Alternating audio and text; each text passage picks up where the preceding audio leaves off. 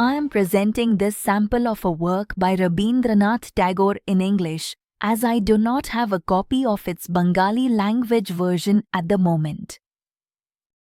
আমি রবীন্দ্রনাথ ঠাকুরের একটি রচনার এই নমুনাটি ইংরেজিতে সম্মতিপূর্ণভাবে উপস্থাপন করছি, কারণ এই মুহূর্তে আমার কাছে এর বাংলা ভাষার সংস্করণের একটি কপি নেই।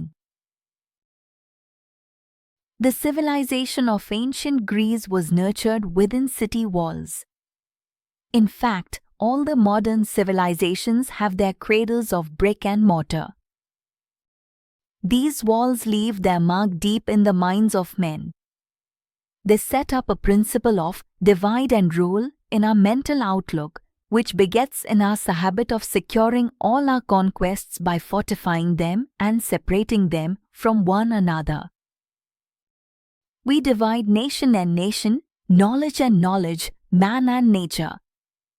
It breeds in us a strong suspicion of whatever is beyond the barriers we have built, and everything has to fight hard for its entrance into our recognition.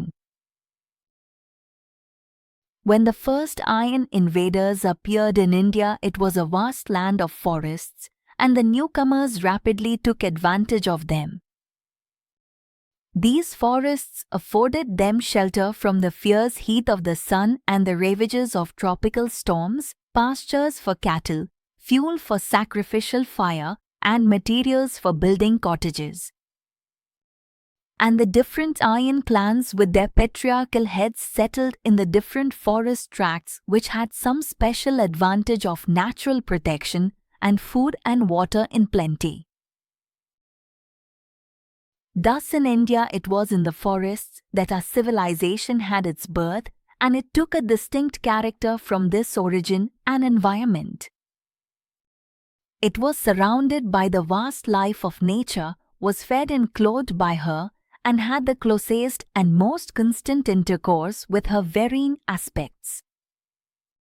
Such a life, it may be thought, tends to have the effect of dulling human intelligence and dwarfing the incentives to progress by lowering the standards of existence. But in ancient India we find that the circumstances of forest life did not overcome man's mind and did not enfeeble the current of his energies, but only gave to it a particular direction. Having been in constant contact with the living growth of nature, his mind was free from the desire to extend his dominion by erecting boundary walls around his acquisitions. His aim was not to acquire but to realize, to enlarge his consciousness by growing with and growing into his surroundings. He felt that truth is all-comprehensive, that there is no such thing as absolute isolation in existence, and the only way of attaining truth is through the interpenetration of our being into all objects. To realize this great harmony between man's spirit and the spirit of the world was the endeavor of the forest-dwelling sages of ancient India.